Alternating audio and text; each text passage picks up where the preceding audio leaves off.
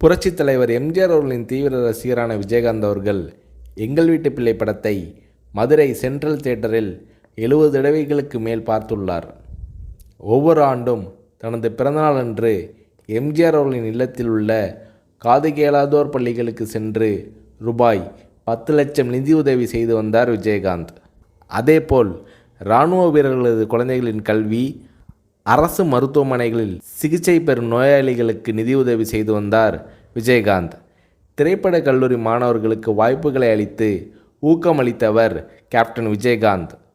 Aabavanan, RV. Udhayakumar உள்ளிட்டோர் இதில் அடங்குவார்கள். தமிழை தவிர வேறு எந்த மொழி திரைப்படங்களிலும் நடிக்காத திரைப்பட கலைஞர் கேப்டன் விஜயகாந்த். படப்பிடிப்பில் தன்னிடம் உதவி கேட்டு வருவோரிடம் சீட்டு ஆடி தோற்பது போல நடித்து அவர்களே காசை சம்பாதித்தது போல் செய்வாராம் கேப்டன் விஜயகாந்த். இதை பலர் நெகிழ்ச்சியுடன் நினைவு கூறுகிறார்கள்.